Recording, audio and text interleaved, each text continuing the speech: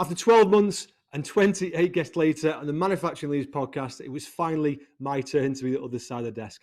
Shaun Campbell was the man to step up to the mic and interview me on the journey so far. I was a little nervous, but I thoroughly enjoyed it.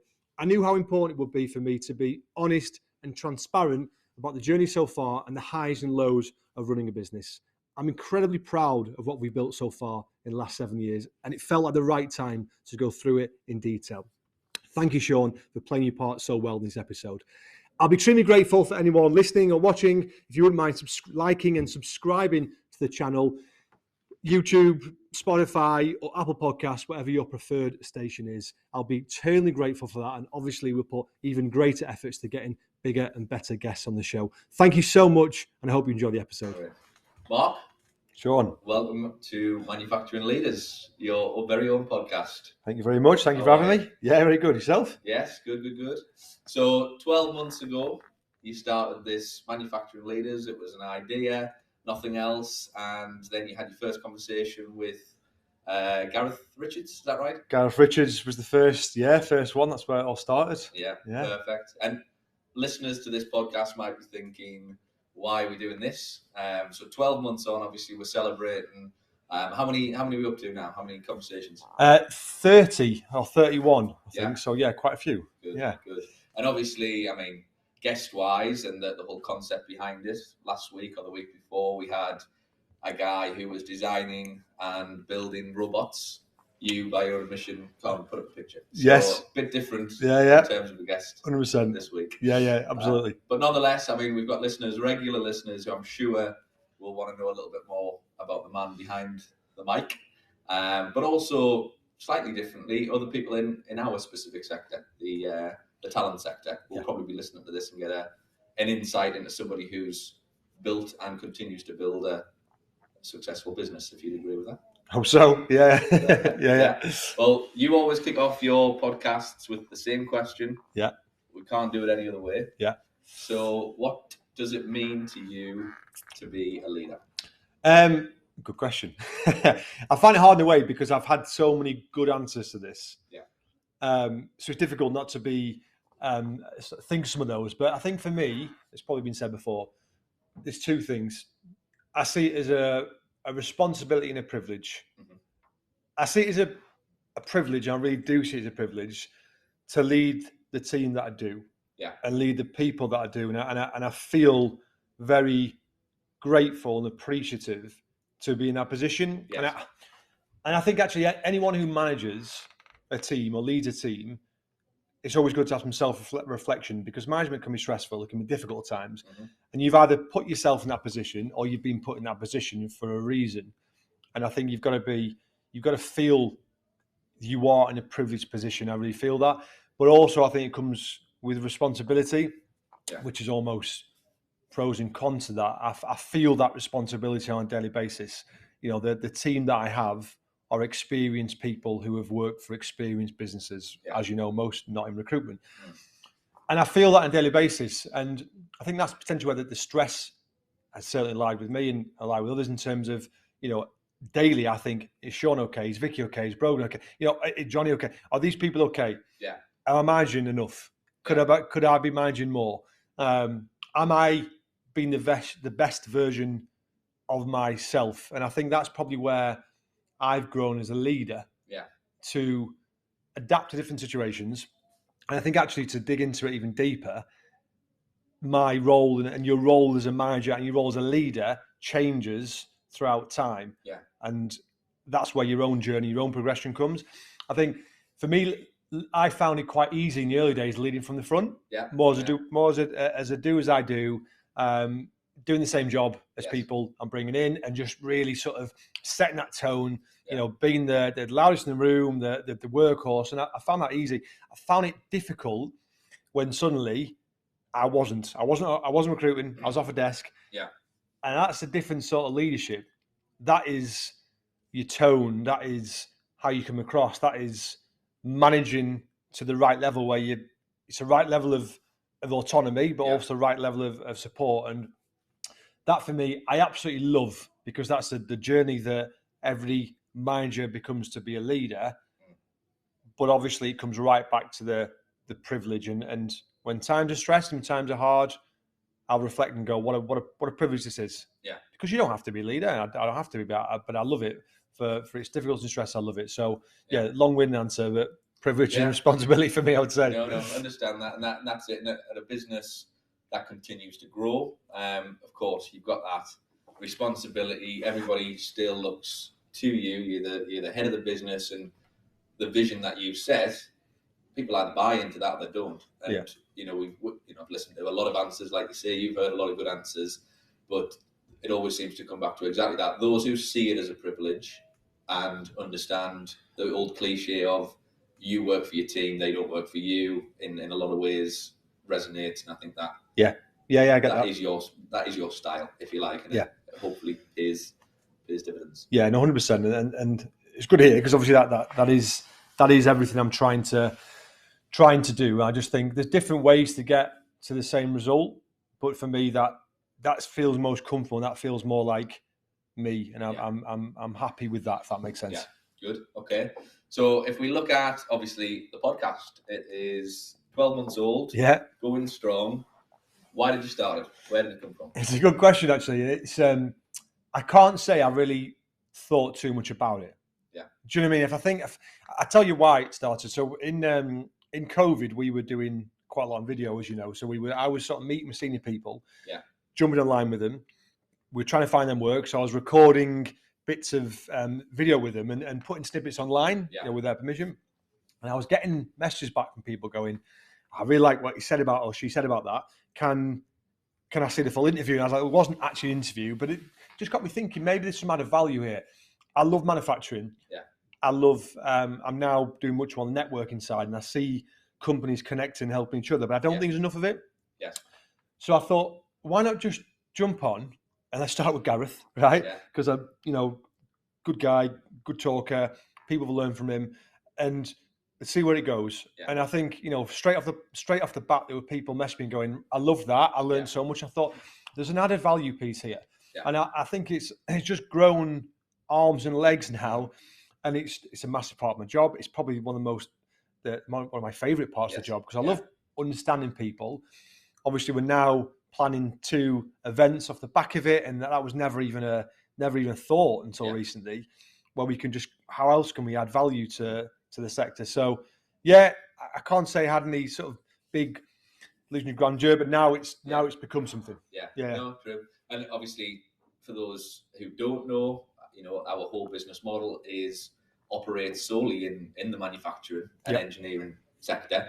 That was a choice that you made, and you're clearly an advocate of that sector. Mm-hmm. So you've probably got a unique opportunity now where you're seeing the strengths, the challenges live on the ground, and like you say, there's not enough of that shared. So do you feel like you've got to a point now where you've actually got a bank of knowledge or insight that's of being of value to share, and plans to do that? What does that look like? Yeah, I do actually. I actually met with Don Murray, who's on yesterday, who I interviewed, Spincraft, brilliant MD, and I said the exact same to him. I said I feel like I've learned more in a year from meeting with 30 people, speaking to them for an hour about their challenges, about their journey. So I feel like I've learned more in a year about manufacturing than I have working in it for 10, 12 years recruiting for it. Yeah. Because I think you get used to, as a recruiter, asking the same questions about recruitment challenges, about, there's the same stuff, but actually there's so much more than that in manufacturing. Yeah. And, it's been for a real journey, in particular since COVID and Brexit and all this other stuff. So I feel, I just love the fact that I actually feel now that I can add more value than just bums on seats. Yes. And this is where I think the events hopefully can really sort of really help people and get out that room with connections, actions, and so that's the plan. So I feel great about it. I love it. Yeah. So that's going to continue. That's exactly what it's going to be doing going forward, which is great. Yeah. Okay. So let's take us back a little bit more insight into yourself. Obviously, again, this is what we want to cover on the podcast as well as the business. So, early days, sitting here now, obviously you're a business owner. Yeah. Have been for a little while, career-wise. Go back to the early days in terms of how did that kind of sculpt itself? How did that manifest? And were you ever entrepreneurial? Did you ever foresee this in your future, or did it come by surprise? Yeah, it's a good question. I think looking back, a bit of both. So I think I obviously showed some traits when I was younger of a classic entrepreneurial type model, in the sense that if I think back to when I was 11, 12, we were at school, we were selling, we were importing hand warmers from school and we were selling them around. I had a car wash, dog walking business at 13, 14, printing flyers off and clip art and Word. And at 13, I was working 4 nights a week, washing pots at a golf club, earning £3 an hour plus tips. I had more dispensable cash at 13 than I'd ever have done. Yeah. So I think there was always something in it that they want to earn money, despite the fact that's not really a massive motivator for me. It hasn't been for a while. Yeah. I think, and probably, I came from a background that we weren't rich, but we weren't poor. So, I never wanted for anything at all. I had a brilliant childhood. But I think it was also instilled into me, probably by my dad, that you need to work hard. Yeah. And, I definitely wasn't spoiled. Do you know what I mean? Absolutely not. And I think I knew from early age that I need to work hard. I need to earn my own money. And actually, I remember feeling at 13 to have, it just felt great. Yeah. Do you know what I mean? That I almost didn't have to wait for my pocket money at the end of the week. I could go and buy football stickers and pogs. And so I think, yes, there was something there, but I've never been someone that's like, right, I'm definitely going to own a business. As long as I'm happy, as long as I'm comfortable in a job and I feel like I'm adding value to the company I'm in and to myself, my own progression, I was happy with that. So I didn't go through, 10 years of recruitment going, time's ticking for me, I'm doing it. Do you know what I mean? It was, if there's an opportunity there, I'll take it. And an opportunity did arise and I took it. Yeah. And that's the God's honest truth. There was no real plan there.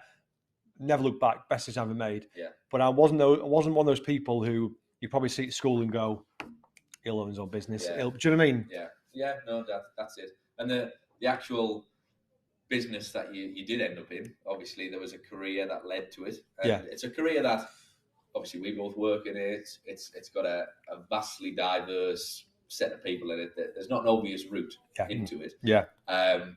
Unless you kind of look at your own background. You are one of few who seem to pursue a career in it. So why did that come about? How did that happen? Yeah, you're right. Most people fall into recruitment. Yeah. There's no obvious route. And I'm the few that didn't. I don't think I really knew exactly what I wanted to do. I went to university probably because I wanted the experience. I did media. Yeah. Here I am on a podcast, so who knew? But I didn't go, well, I want to be an editor, I want to be video, all this type of stuff. I just wanted to, just at a stage where I wanted to enjoy myself, really. Yeah. Didn't know what to do. Then in a gap year, I worked for a recruitment agency. So I was temping in an office and then through an agency. And I remember when I was going into the agency thinking, there's a real buzz about here. Yeah. People seem happy, they're buzzy. I remember people on the phone, I thought, maybe my skills could transfer to this. I like talking to people, I like being around people, I like the sort of buzz of it. Tried to get into it, didn't even get an interview. So I didn't even get an interview, and then looked at ways into recruitment, and there was a course at Sunderland University called a careers guidance course. Yeah. I thought, that's all right. Well, another year at university. Yeah, I'll have a bit of that. Did that, and I loved it. I had a placement in a school, South Shields. I had a placement in a youth offending prison, which I absolutely loved. And actually, at the time, I thought, no, this is what I want to do. Yeah, I want to work with youth offenders. I really enjoy that. There's always been something in me. It's like helping people. Yeah. And I love that element of it. And I tried actually to get a job within that, and the funding fell out of it completely. Okay. There was no job. And I still think there was something in me that wanted to earn money. Yes. I still think, if I'm being honest, I want to help people, but I'm not completely selfless. I wanted to go, you know what, that's only never going to get me X. Yeah. I've got bigger plans than that. And then I went back to, looked back at the recruitment side. I got a call, put my CV on Monster, got a call from the company I went to, a company called Trent Pierce at the time, and never looked back. It was brilliant. It was your classic work hard, play hard. Yeah. If anyone knows recruitment, your Excel S3 type model, very different to our business, but straight out of university, work hard, play hard. Loved every second of it. And it was just, I've never considered doing anything else since. Yeah. And those times, I think, probably have changed, but best time in those days? What was the best reward, shall we say? I think, you know what it is, mate? If I think of everything, time, if I think reflect on my life, times I've been happiest when life's been quite simple. Yeah.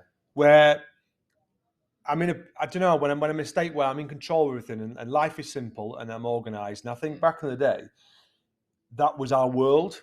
Yes. So we didn't have, it was quite incestuous, I guess, that sort of, that sort of environment. And it was what it was. But, all our best friends were at work. We were in at 7, we were out, we left at 8:00 at night. We were out 4 times a week. We were back in, hungover in the morning all together. And I loved it. Like, I loved the fact that I was earning good money. I was working really hard. Yeah. But I just enjoyed it. But I've always enjoyed the buzz, the energy. Yeah. There's a reason why our office has got people walking around on headsets and dartboards and table tennis.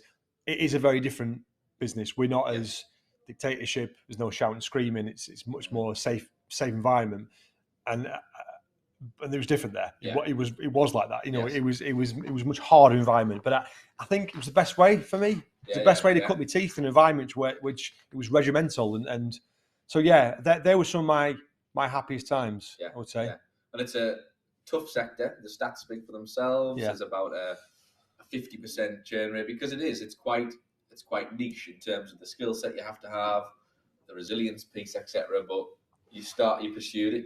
You obviously stayed in it. You went through a couple of companies, and then let's get closer to the conception of Theo James. Yeah. And how that kind of happened. What was the build up to it, if you like? Very, very quick build up actually. So the company I worked for, good company. I had 5 good years there. I really enjoyed it. Perfect for me in terms of stage of life I was at. They decided to move away from manufacturing to concentrate on construction, which was 75% of their business anyway. They needed managers into construction. And, I did that for a short period of time, but there was something in me that just I didn't enjoy construction. As you alluded to earlier, I'm technically useless. My wife is a DIY person in my house. Yeah. So there's no, it's not the technical element of manufacturing. I love the fact I don't understand it and I'm fascinated by it. But I am genuinely interested in manufacturing. Yes. We were literally taking calls every day for maintenance jobs, engineer manager jobs, and we were saying, really sorry, being have to call someone else. And these were clients that we built up over the years. Yeah. So painful, like it literally physically hurt. And obviously, me and Gaz started the business, and I remember taking him to the pub and saying, "Look, Gaz, this is mental, mate. We've got all these clients that we've built up. This is our hard work because we built that team. What are we doing?" And he was ex-ops manager. Yeah. He's manufacturing man through and through. Yeah. And he went, classic guys, man of little words. I'll get back to you. And he went on holiday. He went exactly that. He went holiday for 2 weeks. Didn't speak to him for 2 weeks. He said he was sat on a sun lounger for 2 weeks, not speaking to his wife, just thinking about the whole thing. And at the time, I was taking advice from my dad, who was an accountant. I was taking advice from my brother-in-law, who works in finance. I was speaking to me. I was getting everyone involved who would affect or could influence my decision. Yeah. Had a ridiculously, looking back, stupid business plan, which the classic recruitment plan that everyone has when they leave recruitment, when they go, "Oh, well, I've built 250 grand here. Yeah. I've taken 10% of that. That's madness. Now I can keep it all. I can keep it all. I can keep it all. I've got a TV live subscription, so and so. You don't think about all the rest of it. You just do not think about all the rest of the costs, the complications, what could go wrong.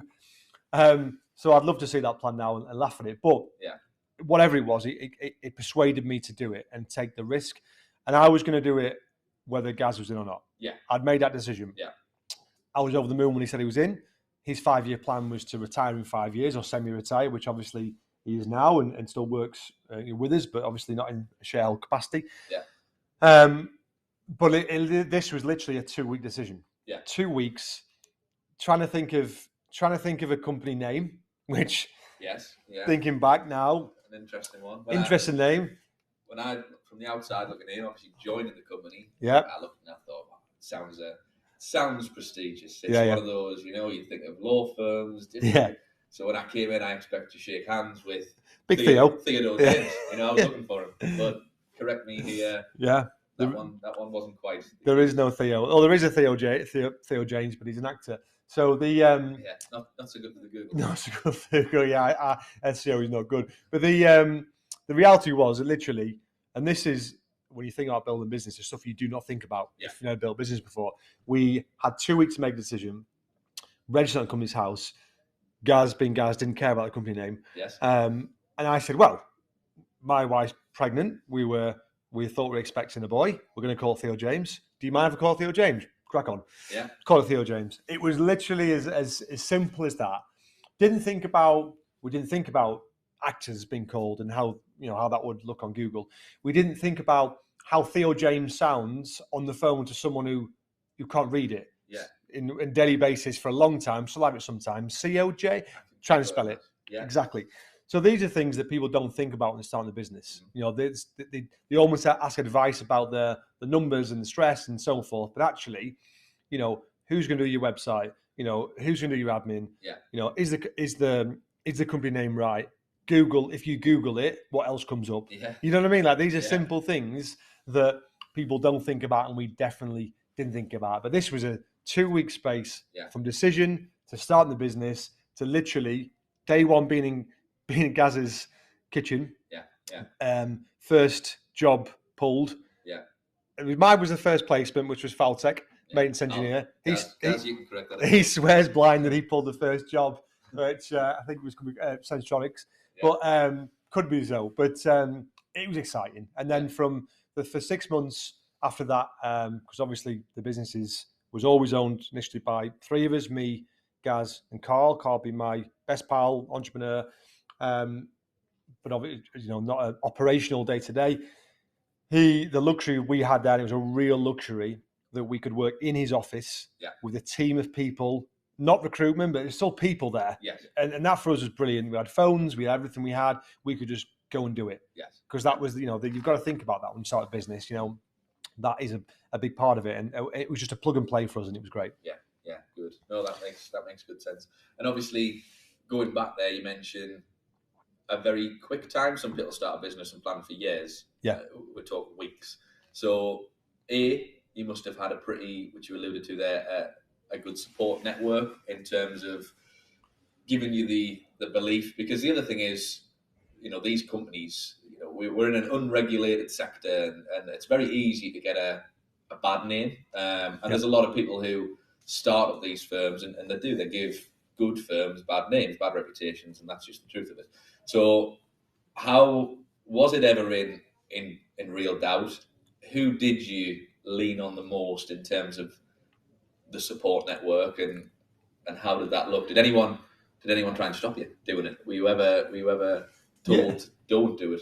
Yeah, no, actually, and look, I'll be forever grateful for my family for the trust they put in me. If I think about the time, literally, and this was probably why the early days I went through some real stressful situations. But wife was pregnant. We were literally, so what was Theo James then was a girl called Ella. Yeah. So Ella was born. I mean, literally within a couple of weeks of essentially the business starting. So for 4 or 5 weeks, the business starting. We just moved into a new house. So I've got a wife on maternity leave. I've got a bigger mortgage. I've got a new child. Yeah. And I've got no salary. Yeah. That's the reality of it. And to come to Nick, my wife, with that proposal, tough. She's a teacher. Both of mum and dad are teachers. Not from the business risk taking world. A real good, stable, solid job. Yeah. So there's a fair chance that they could have gone, no. This isn't the right time. But they didn't. They completely backed me, and I think I'm massively grateful for that. And as I say, my dad's not with us anymore, but my dad was an accountant. Yeah, he was an accountant. These are sensible people. Yeah. Sensible people, numbers. But he backed it, and actually, if my dad had probably said, "I don't believe you can do this on numbers wise," yes, that would have put the biggest doubt. Yeah. Because actually he was the one person that I trusted his solid advice, because he'd always tell me how it was. Yeah. He'd always tell me if He'd tell me the truth. And I Yeah. think if he just said, look, this is the wrong time for you, I probably might not, I might not have done it. Yeah. In honesty. So I think because he backed it, as I said, my brother-in-law is a real senior person in a finance world, and he understands that, and he's more the business side to it. He backed it, Nick backed it, him and Dad backed it. Everyone who was going to be involved directly and it could be impacted backed it. As part of the risk. Yeah, we're on side. Yeah. So I think because of that, I just my own thought process at the time was, you know what?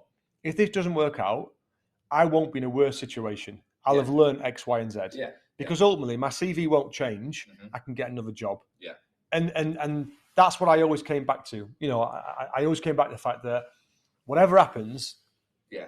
And I'm not a natural optimist. Yeah. I class myself as a realist to some extent, but I always think about the worst case, and I think about the worst case for every situation. Yeah. And I remember thinking a lot of the time, what's the worst case? Okay, the worst case doesn't work.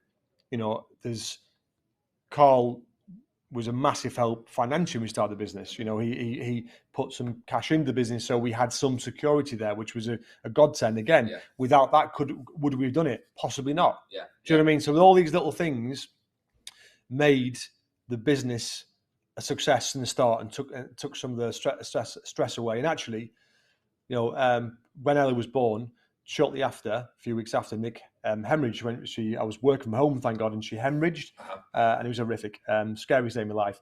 And I had to take some time off work for a couple of weeks, and Gaz was a godsend. I mean, you can imagine starting a business where you literally need to be all hours. Yeah. And Gaz was just like, go and do what we got to do. Yeah. Do you know what I mean? So I'm grateful really grateful for everyone those early days that made it what it was, basically. Yeah. And that'll be, both sides of the coin here. There'll be people listening to this who are in our sector specifically, and they probably don't agree with the values, whatever it might be, of their current company, and they probably feel like, I could do this better, but they've got reservations. And that advice or that insight, I think that's important, because everything's going to be a risk, but you can't get anywhere without taking the risks, and it's just nice to hear a bit of insight from them. Yeah. But even people in jobs, can be as simple as, I'm not happy.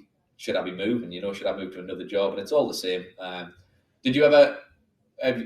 You obviously put a lot of people in the potential firing line of risk. New baby, financial. Yeah. Have you ever had a moment of kind of few? They all kind of said, "Thank God you did it," or you felt like you repaid that loyalty, and you're now confident that all those decisions were right, and it's put them in a better place because of it. Yeah, I would say so. I mean, I remember taking Nick's mum and dad, actually. I took it for some food. Yeah. Probably, I can't remember how long it was. Maybe a year after, or whatever. When just to repay them for that, for that faith. Because again, if they'd have said, if Nick's mum and dad had said, we don't want you to, we don't want to put. Yes. I don't think I would have done it. Yeah. Do you know what I mean? So I think that I had to repay that in some way of just gratitude. So I would say so, yes. I mean, look, on the flip side of that is, and this is me being really transparent and honest, run a business is really hard. Yeah. Run a business is really, really hard. And those stresses I've 100% taken home. And I've gone through periods where I have, I've gone through periods where I haven't, and I've gone through periods where I have. And it kind of go up and down. And I guess I've got better at managing myself, but I still have weeks when I slip into that. Yeah. And I'm there in body, but not in mind. Yeah. And I think that is it's the hardest part of owning a business. Yeah. And I think if you aren't prepared for that, to take that stress on and manage it, then don't do it. Because were you someone who you're in a recruitment company? Yeah. Well established. You are of that mindset, generating this revenue. I could go and sit in my garage and do it. Yeah. Is that did you foresee that? Was that a shock to you? Did you think this will be easy? I can just replicate it. And how quickly into it did you think? Oh, hold on. Yeah, because exactly that. I don't think most people just think I've earned X, Y, and Z. Yeah. And or you are the mentality of, right, I want a company which is 200-300 heads. And I don't think we'd really planned any further than let's just get our heads down and see what happens in a year's time. Actually, it was probably when Vicky came to us a year in, where we went, and we didn't try, I never would have thought Vicky would have moved away from the business we worked with her in. Yeah. But when we literally advertised a job and she applied, I can't remember if she applied or she called me and said, would you consider me? I was like, get to the pub now. Yeah. Do you know what I mean? I think this pub plays a big part of the the pub. early days. Yeah, exactly. Yeah, you go to the pub now. Yeah. So it's Tuesday afternoon. But I think when someone like that joins your business, yes, and this gets back to the responsibility part. Yeah. I've got responsibility now. Yeah. It's not just two people in the business that have made this sacrifice. Yeah. I've now got responsibility for someone's career and someone's paycheck, and we've got to earn enough money to make sure they're paid and they're progressed. So, that's stuff you don't think about. Yeah. There is moments where you think, what the fuck have I done? Yeah. Right. And I think probably I had one of those moments probably 3 weeks in. We had a class start. I mean, it was an easier start for us than most because we didn't have the same restricted covenants as other companies would have. Because we weren't in competition because they'd left the sector. That is a lot harder if that isn't the case, a lot harder. And that I know from people who have made that move with those, that's a great deal of stress in the first year because you're almost trying to avoid that all the time. But I remember I placed 2 maintenance engineers. I made 20 grand for the business, right, in the first, I think maybe 3 or 4 placements in the first few weeks. Yeah. I remember looking at guys going, this is it. We're going to be millionaires here. And then I drove in a week after, and no word of a lie, 3 of them dropped out. Yeah. 1 took a counter offer, which back in the day, 7 years ago, didn't happen. Yeah. Now it does every time. Yeah. They got counter offered. One of them, unbelievably, had been arrested for stealing copper wire from an automotive company. Excellent, yeah. And another one, I've forgotten why, but basically decided to play. And literally, I was driving in. I remember just driving in and just got, like, the stress, just feeling it. Yeah. Thinking, what have I done? Yeah. I've left a good salary. What have I done? Yeah. Do you know what I mean? And it was probably the first lesson of real resilience. Yes. Real resilience. And you know what? This is going to be hard. But I'm glad we went through it. Yeah. Apologies for interrupting this podcast for a very quick 30-second pitch of my business. Theo James are a specialist manufacturing and engineering recruitment search firm based in Seaham in the Northeast. If you're looking for any staff or a new opportunity yourself, from a semi-skilled level right the way up to C-suite executive, then please get in touch. We have a specialist consultant in each discipline ready to help. I'm extremely proud of what we've built over the years, and I'd love to extend that service out to you. Thank you. Enjoy the podcast. Yeah. And look at 7 years on, can you confidently say you're proud of what you built? Yeah, I really am. Like, I'm not one to blow me on the trumpet, like, unless I'm joking about it and stuff, but I'm so proud. I think one of the most proudest moments is probably this time last year, because we're sponsoring the event again. But I think when we sponsored the May Northeast Awards, and our name, literally when your name's in lights, and there was 300-400 people in the room of people who work in that sector, and looking at the name that meant nothing, and looking at that name, and I'm looking at my team, thinking this is a brilliant team. Yeah, that was a real proud moment. Yeah, I would say. Yeah. So because you knowingly entered a sector which is saturated in many ways. It's not new. It's a lot of competition, and it's hard to be different because at the end of the day, the service comes down to the same fundamentals. So, in the early days, how much did that play a part in? Okay, we need to be innovative. We need to do this in a different way. And if so, what did that look like? What was your kind of focus on to differentiate? Yeah, for whatever reason, I've always tried to be different without intending thinking how can I be different in a bizarre way. Yeah. And exactly how you allude to, it's so diluted and it's so competitive, and there's some big players in the market. So how can we be different? How can we be better? I get a real buzz of creating something which I don't think's been done before, if that makes sense, or changing something for the better. Yeah. I guess an example. We used video before it was even a thing, right? So we were one of Odro's first ever customers, probably 6 years ago. Yeah. 5.5, 6 years ago, using video. Looking back at those videos, rabbit caught headlights, Yeah. recording Yes. videos for jobs. And I remember going, actually, we're recruiting for jobs. Why don't we can't get hold of people sometimes. Let's record ourselves talking about that job. Let's send that on newsletters. Yeah. And that was generating, and everyone's like, wow, this is new. And Odro came and said, this is brilliant. And they built a feature around that, which is now capture and so forth. And so video was always our thing. Yeah. Then LinkedIn was our thing. Okay, how can we bolt that onto LinkedIn? And both those have been unbelievable for the business. And then people catch up, and people, suddenly it's not a USP. And a USP in recruitment is almost impossible to some extent, right? Yeah. But you have to be who you want to be. Then it became, okay, if there's always ways we can do things differently. How can we be a different business? Yeah. If I look at our competitors, how can we be different? They're all recruiters. Yeah. They're all from the same walks of life. They all think the same. The industry has got a bad name, and a bad name for a reason for some situations, right? I can defend it, but at the same time, I've worked it enough against poor companies for a long, long time. How can we be different? Let's bring in people on from recruitment. Yeah. Let's bring in. And I thought, I want to build a business, and I want to build a business with people who are around me who are going to make me better. And this is where the likes of you, Johnny, Brogan, everyone came in. But actually, there's a reason why none of you come from recruitment. Yeah. That was intentional, because if we can, if you just bring the same people, the same ideas, nothing will ever change. Yeah. Nothing will ever change. And there'll be no new ideas. Yeah.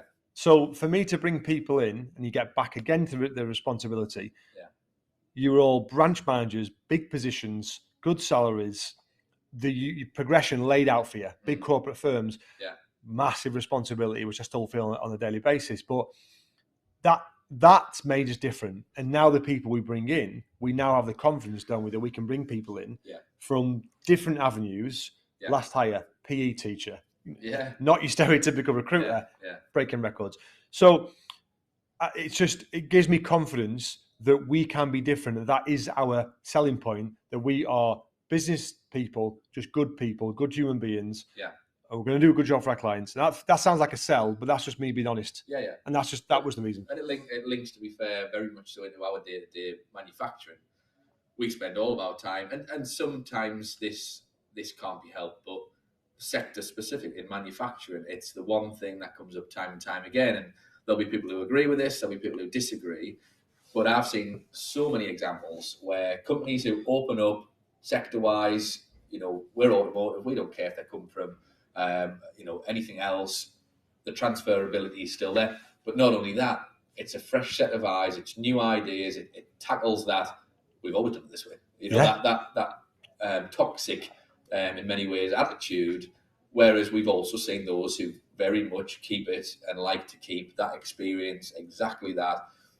And that causes challenges in both sides. So I agree with that. And as long as, if it's an intentional choice, but it also does add a bit of pressure. Yeah. Because it's a risk, like anything else. And that's going back to it. And we talk about, we're 7 years in to the business now, proud of where you've got it to, maturing year on year in terms of what we do. You're still probably doing the same, if not more hours than anybody else, taking less holidays than anybody else. Why are you not kind of living an entrepreneur life? Because we know we deal with people in similar situations to you. They're on holiday 6-7 times a year. They're in the office 2 days a week. They're working elsewhere, but nonetheless, you're still on the ground. You're still in the day-to-day. Why? Yeah. Good question, and I can't send this to my wife because she knows I'm working less holiday. But but it's a good question, and I think for me it comes back to why I do it and what I enjoy. Yeah, there's a few things, I guess. There's no bad reason for owning a business, and if your reason for owning a business is because you want to work less hours at some point, then amazing. That's a brilliant reason, and that could be a husband or a mother wants to spend more time with the kids. That could be someone who wants to live abroad and appreciate, enjoy life, not work as much. And that's great. And maybe one day I will change and change that mindset, and probably I will do. but I love it. That's the honest answer. Like, Yeah. I love it. Like, I force myself to work from home time to time because I get some stuff done. But I love the buzz. It gets back to what you've questioned in terms of where your happiest time. When I was in a buzzy atmosphere, Yeah. like I love the fact that there's flexibility now. People can work from home because that's modern day. But when do I love it here? When everyone's in. Oh, yeah. When everyone's in. When I almost can't hear myself think. Yeah. That is me, my happiest. Yeah. It also gets back to almost leading from the front. Yeah. I sometimes lose my way, and you lot will hold me accountable for that. Yeah. Which you have recently. Which Yeah. you know, in terms of doing too much, the wrong things. You know, I need to be focused on the right tasks. And again, I love the fact that our management team will hold me accountable for things like that. Yeah. But my goal now is to change that gradually. Yeah. My goal now is to grow the business into a business where, not that I don't trust, because I trust everyone here. I could go away from 2 weeks now and won't give a beat. Yeah. And that's a really nice position to be in. Probably for 4 or 5 years, that wasn't the case. I didn't feel like I could go away. I've never ever taken a 2-week break. 10 days is my max. Yeah. That used to be a week, so I'm getting better. Okay. Yeah. But I feel like I'm not far from that stage. Yeah. And I think, in 5 years' time, I would like to do less. Yeah. And motivation-wise, because obviously, there's no doubt there, but how much of your motivations changed from 7 years ago, sitting with Gaz, starting out, to sitting at your desk now? Have they changed, or how does it look?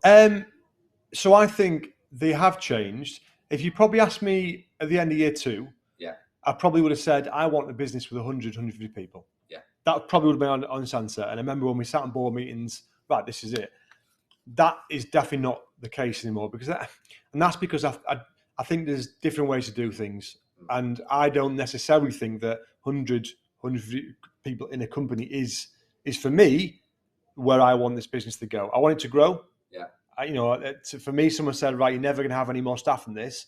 I'd be like, I think I would, because I love growth and I love bringing new people in the company. Yeah. I love that challenge. And it's exciting. So I want things to kick on and grow, and the challenge will be to double in size and see what happens from there. Yeah. But my motivations have gone now to a company which flows, the process is nailed on. Yeah. I've got people in the business that I develop into real senior leaders, directors of business. Yeah. And it is a business which is built on reputation. Yeah. Not profit's important. Profit, keeps the Walston door, wherever the same in. But I think for me, I want a profitable business which has got a brilliant reputation, which people love working in. Yes. They're not a number, and we're known for exactly that. Yeah. Yeah. That's it, and that's, I think, a shared kind of ethos. Service first, profits look after themselves. If you nail that, which hopefully is the case. When I listen to the other podcasts, the other leaders, it's quite natural. You want to hear about the positives of being leader. You want to hear about their worst days as well. You want to hear about when it's been down and out, how they've pulled themselves back, because I think that's something, if you share, other people can resonate with it, and you might catch somebody who's going, right in that time at the moment, and it's always nice to share. So best and worst times over the last 7 years, should we start with best? Start with best. Best times, mention one, the awards, proud moment. I would say one of the biggest ones was the first time we ever promoted anyone.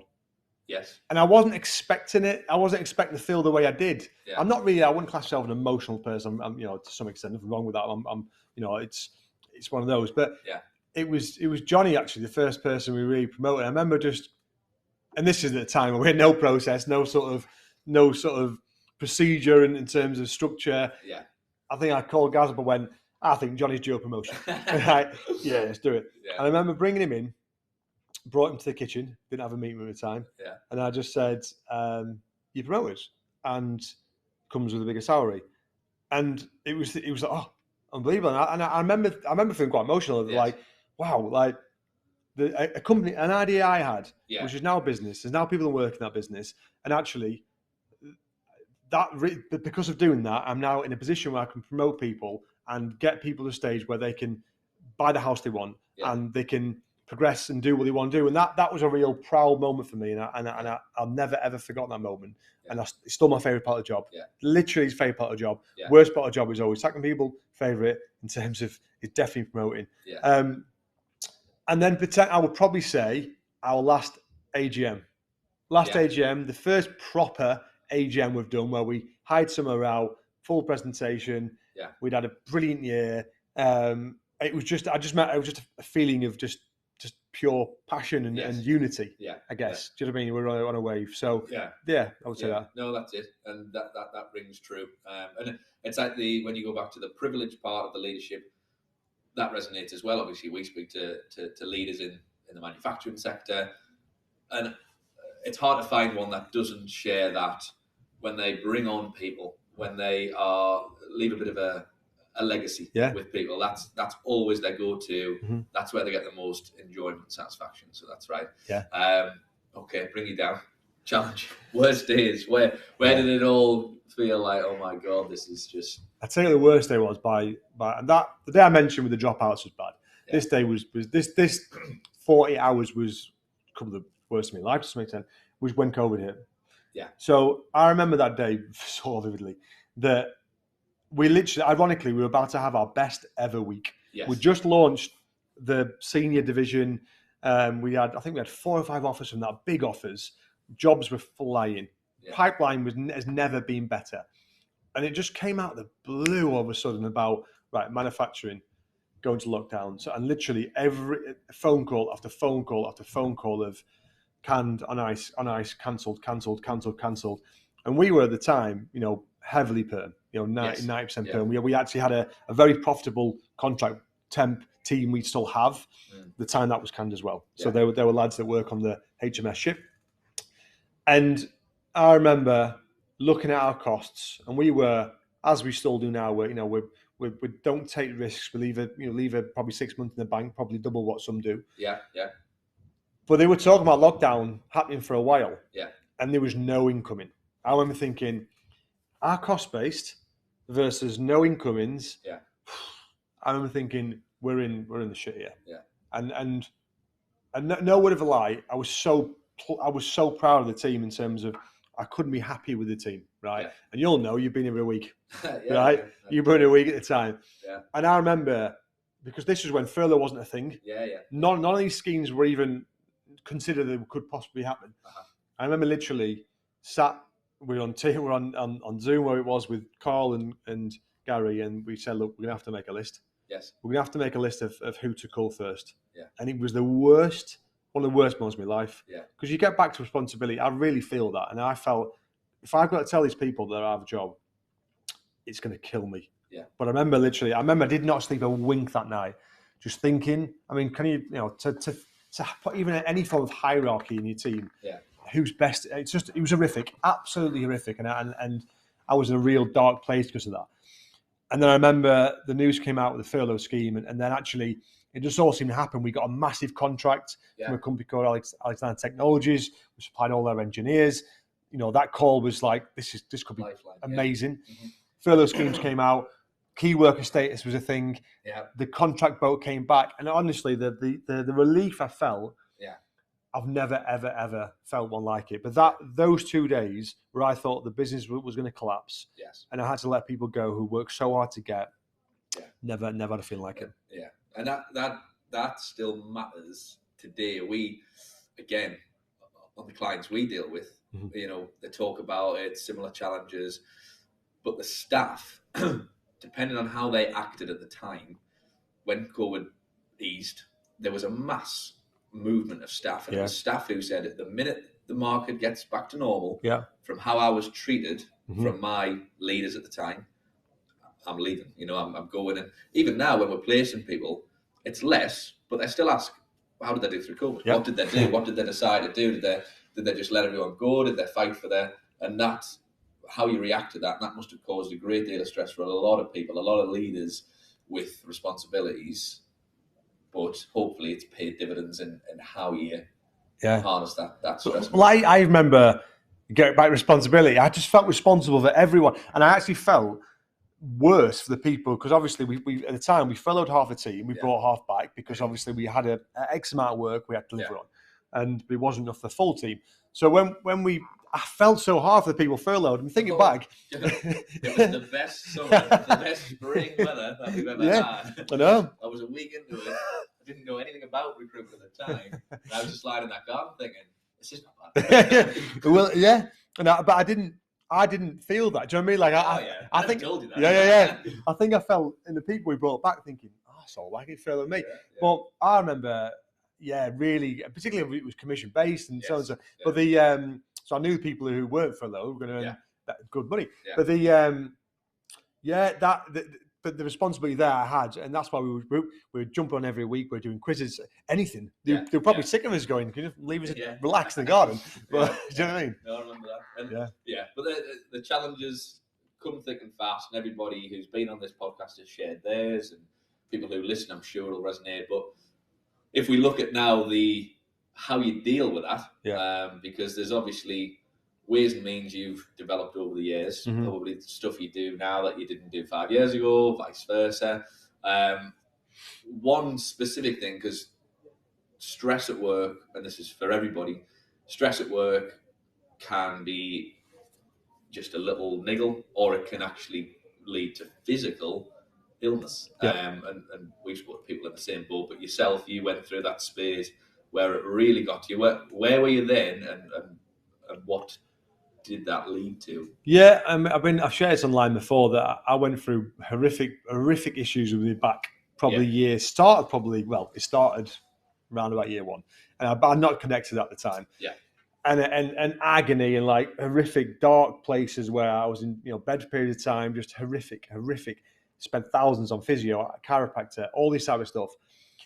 And it wasn't until I read a book and I was desperate. I'll try anything and connected it to stress.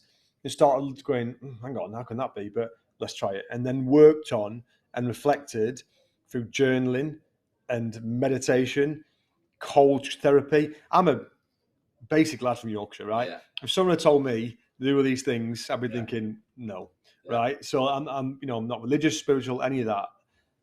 So for me to do that is a big leap, but literally life changing, because actually I think I underestimate the amount of stress that raising a young family has, which is incredibly stressful. Knowing you are the breadwinner and knowing that the business you have dictates how their not life experience, but it dictates how much money you have and the options you give them. Yeah, I feel that pressure daily, and I felt that pressure, and that's never gone away. So I've had to arm myself with ways and means to counteract that. Yes. And for me, that is meditating. It's daily cold showers. It's fitness, daily, and I have to rein myself in from doing too much. Because when you were at your worst, you were told, which was probably added to it, you were told you can't do the things you actually enjoy and the stress relievers. A battered MRI scan of terrible discs, and if you lift weights or you go for excessive runs, you might not walk at whatever age, and that made me a lot worse in a dark space for a period of time, and I was on a cocktail of drugs, prescription drugs I may add, but they but to get away from that, that I was one way ticket to some addiction there, I would say, in regards to the amount of their on daily. So it has been life changing, but I'm always so aware now of stress and I literally feel it coming on. Yeah. So I mean, that connection with my body, my mind is I sound a bit wacky, and I would have listened to me years ago. Who's this? Yeah. But I can feel it, and I now know I need to look at myself. Yeah. I need to look at myself, and I need to strip back the basics. And as I say, my wife's great. She knows she'll call me up on things, and she knows I'm doing too much. And it's a unit. Yeah, no, that's important. And I think the physical side of things, because I think a lot of people will have it and not realise, not make the connection with stress, especially people in this industry who work long hours, feel the pressure in the manufacturing side as well.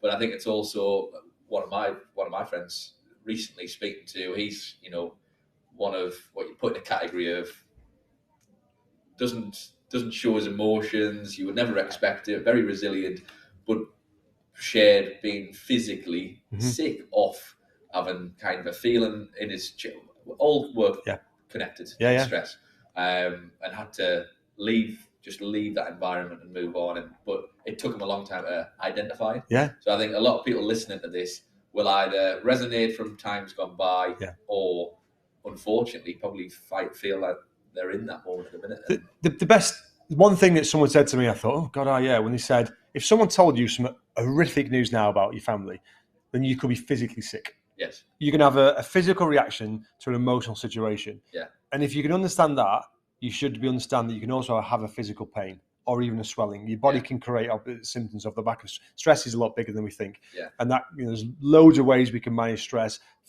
Diet, sleep, meditation, journaling, cold showers. You just got to find what's right for you. Yeah. That's it. That might not be getting up at 4 a.m. Yeah. Whatever works. Just if you find your own way. And now, after all that, what do?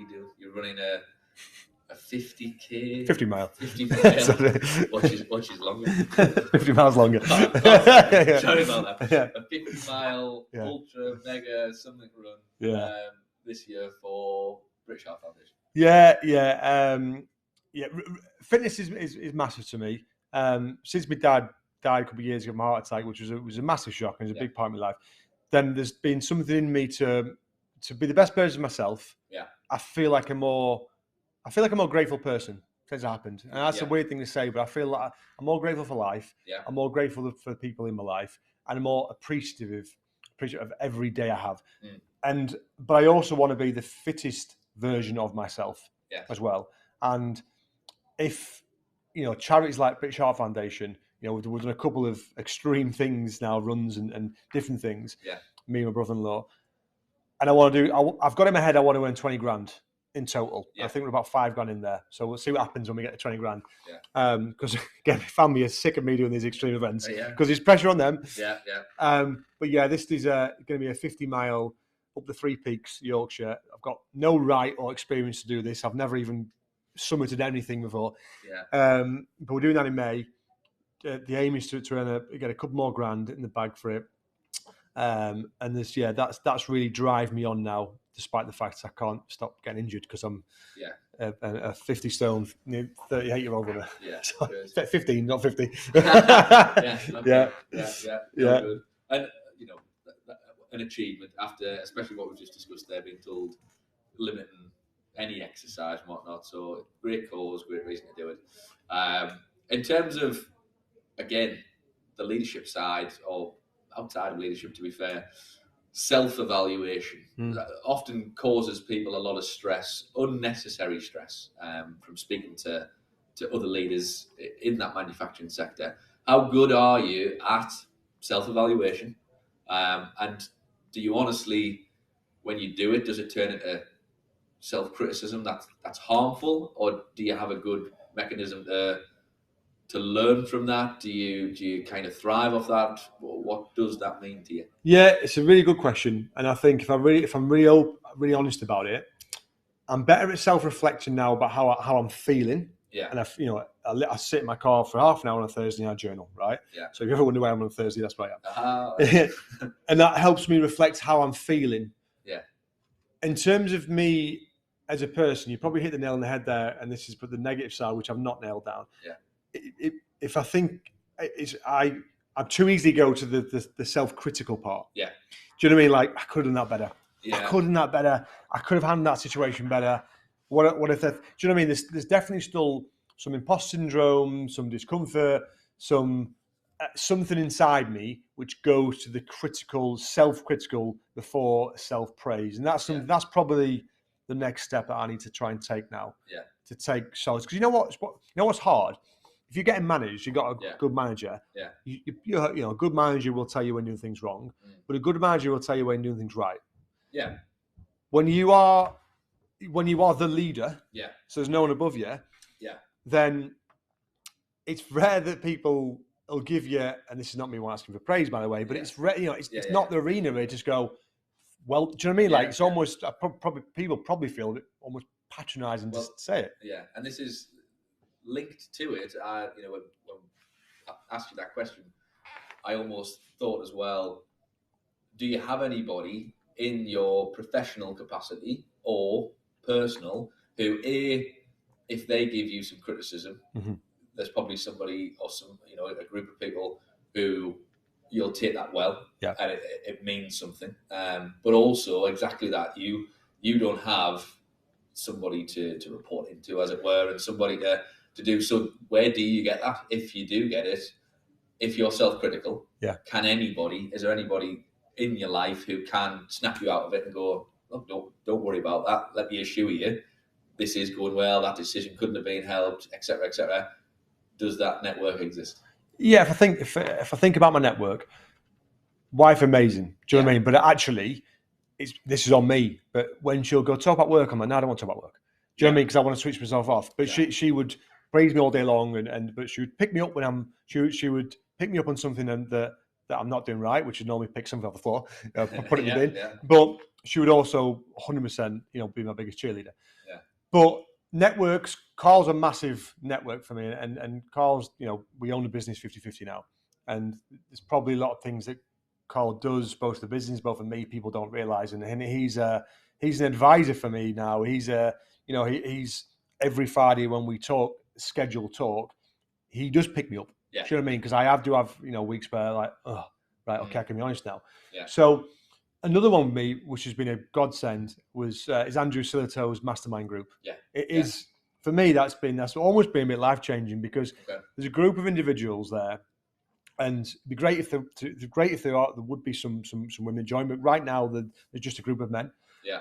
And we are open and honest, and it's getting back every Sunday. I journal the wins and the challenges of the week. Yeah. We make plans for the week. We jump on a Wednesday morning and we talk about a topic. Yeah. They hold me accountable. Yeah. They hold me accountable despite not even knowing my business. Key example, one of my mentors is Jan. Jan is from Finland, impressive entrepreneur, the Iceman. His day routine is smashing some ice and jumping in the morning. It was only last Thursday. I said I need to be stretching more, and I've slipped some meditation. Yeah. He said, right. He said, why don't you get up in the morning? I said, I'm just not. There's no excuses. I'm just not. And he went, I want you to text me every day for 6. I want you to text me at 6 o'clock in the morning to say you're up and you're meditating. Yeah. I'm a 38-year-old man texting a man in Finland to say I'm up, right? Yeah. Bit odd, but it works. Yeah. And that level of accountability, I don't want to let him down. Yeah. Do you know what I mean? I don't want to let him down. And for me, that's why I've learned it's so important to have a network around you and support people who are going to pick you up and also going to hold you accountable. Yeah, and this is important because we've had conversations and podcasts and different people have come on, and for example, Andy's Man Club was mentioned once, and that is an official mental health, men's mental health kind of club, but there's still a big stigma, and that's probably because everybody talks about that stage, which is very end for me. Yeah. When you look and you speak to other manufacturing leaders, for example, that have been on, there is probably that disconnect where it doesn't have to be a mental health crisis to start thinking about your network and who you can talk to. It almost should be done beforehand. And anybody sitting there with those kind of stresses, those kind of pressures, in a professional capacity, how strong is your network? How open is that network? But outside of that, are you taking full advantage of other networks, family? But like you say there, that is a completely unique network that you've pursued and probably given you the most understanding. So yeah, I think that's an interesting one for everybody listening to this. Find that network and don't stop pursuing it, and certainly don't kind of isolate yourself, because have you ever been on the other side of it? You've got a really good one at the minute, but I'm right in thinking that's somewhat recent. Have you ever been on the opposite side of it? Yeah, without doubt. Do you know what I mean? Like, I think particularly the first couple of years where you don't know, I didn't have a support network there. Yeah. I don't want to, I don't want to bring those stresses home, and this is what I'm worried about. Yeah. Because if I tell someone I'm worried about something, it impacts them directly. They're going to be more worried. That'll make me more worried. Yeah. So, and this is before I'd even learned about meditating, journaling, and I really struggled there because I didn't have anyone I could share with, and then really. Not even, this is why I think stereotypically, not all, women are probably better than us men. Yeah. Because they're good at getting there and having a good moan. Yeah. There's something in us that just, we're not as good at it. Yeah. Doesn't feel natural Yeah. to share the weaknesses or vulnerabilities as you would see it. I can't. This is not going right. I can't do this. It's almost like admitting defeat. to Yeah, yourself. it's a massive flaw. It's a massive flaw in the male race, if you like, and that's why I think the male suicide rate is horrific, and it's something I'm real passionate about, because I don't think we talk enough, and it's getting better, definitely getting better. And there's conversations that even I have now, my friends, that we wouldn't have had probably 15 years ago. Do you know what I mean? And we've got a Theo James men club, and we go out and have some food, and the role is just to talk about anything at work, and it's great. It's a nice network. Do you know what I mean? And it matters both, obviously, for anybody listening, but our sector, we've had discussions with companies, clients. One of the biggest challenges is when they look at their staff and their workforce, mental health issues, substance abuse, all these kind of things that link up. You see more and more companies looking at mental health first aiders, for example, to signpost and whatnot. But realistically, that culture has to again come from the top, and it's hard when you're trying to work out your own stuff to then think about the 200 people in your workforce and think, what kind of culture am I driving? So do you think, as a business owner, how have you addressed it? How have you thought about, okay, mental health and stresses at work? I've faced it, I've been a victim of it. How can I protect my staff or make them more resilient? Yeah. Have you thought about that? What have you done? You just got to be there for them, and they've got to realise that he's there for me, or my manager's there for me, which isn't just about KPI stats and results. Yeah. There's a reason why in every single appraisal that I'll do, and I'm sure people do it as well, is how are you? Yeah. There's a big difference between how are you, than how are you? Yeah. How are you yourself? Do you know what I mean? And I think I've had, and we need to do more of it, and we've probably got out of the habit of it. But there was a period of time where we'd have a lot of our management walks outside, walking around, and it felt more natural. The importance of just asking people how they are, but meaning it, not just ticking a box, and listening to them, is so important, because you don't know what's going on in someone's head. Yeah. You don't know what you can help and influence. Yeah. And you need to start the conversation a lot of the time, and I think that's the problem. Mm-hmm. And time and time again, you'll make an assumption. That person who you speak to in the morning, every day, bubbly, great, always looks smile on their face. Those are time and time again often the ones who need that opportunity just to say, look, how are you actually? Yeah. And that doesn't happen, but it's getting spoken about more and more. Again, our sector, manufacturing engineering, I've been surprised over the last 2 years when people have shared that is a massive problem for retaining staff. Sick days due to stress, loss of money. It's huge, and it's an investment if you get it right, which we work with a lot of companies who do. Yeah, it saves you money for a start, but also everybody who's championed it seems to get this sense of satisfaction from creating that culture. It's culture now is so important. Like, culture has never been more important than it is now. Yeah. It's something we've always been passionate about, but now in manufacturing is quite an old school unionized environment, and unions it's great. Unions it's a real place for that. Yeah. But actually, people want more now. People want to be part of something which is a cult, a positive, healthy, open culture. Yeah. And that's probably since COVID. Yeah. No, everything's changed. Everything's changed in terms of outlook. Okay, so now then, plans-wise, where are we in terms of, you have got to year 7 in terms of the business. You're not slowing down by the looks of it. You're still very much on the front line. Where next? What's the plans? What's the challenges? Yeah.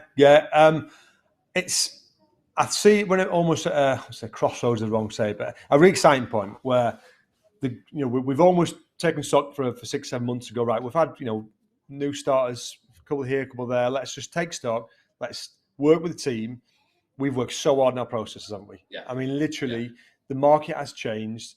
Counter offers every single time, multiple offers. So I love the fact that we've forced into through from some pain to really work hard on our process, weekly workshops, working hard with staff, tweaking our new processes, tweaking our processes. I feel like that this 6 months has been so important for our future than potentially any other 6 months. Because I think if not, complacency can set in. Yeah. I feel now it's almost like go time again. Yeah. And I'm, the fact we're interviewing again for recruitment consultants, and we're about to advertise again, and we're actually, it was a board meeting in a week's time, and we're discussing growth and different plans. And actually, based on what we said before, it might not all be about numbers now. It might be, okay, what can automation do for our company?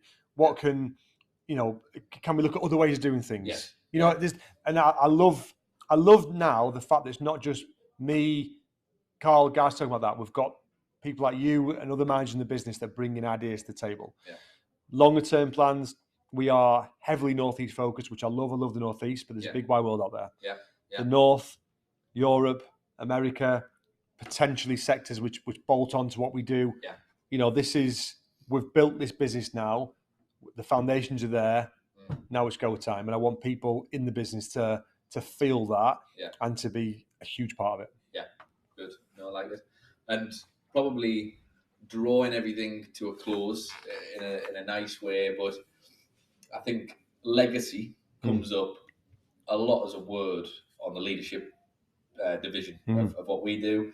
And people always have their own little take on what that might mean or how important it is for them to feel like they've got one. Yeah. On the flip side of that, we speak to people who talk about managers that they had 5 years ago and they're still having an impact. They've not spoken for 5 years, but they're still having an impact on their day-to-day. So in your life right now, what does the word legacy mean to you in your current space? I think a couple of things. Legacy in business is important. It is important.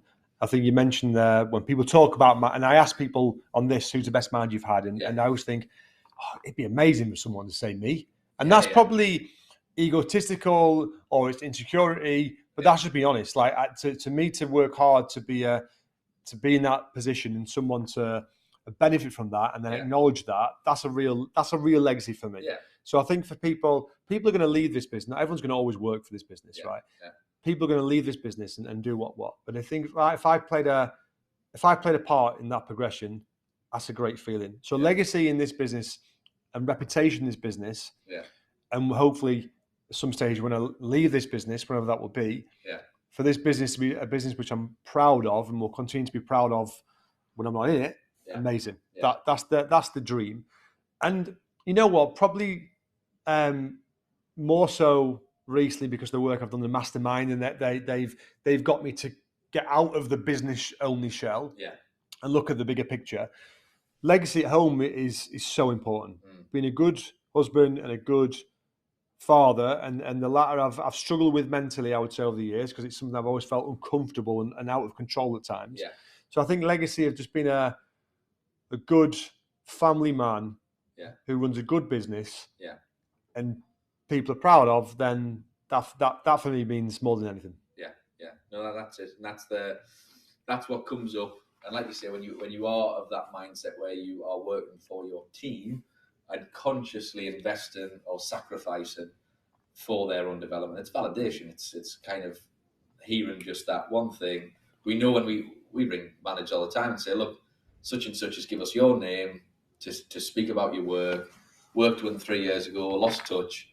You hear the sense of, wow, that's a massive privilege. Back to the key word. But no, that's kind of where we are. But Mark Bracknall, that's thank you very much. Yes. The conclusion. Thank you very much. See you in 12 months. Thanks, mate.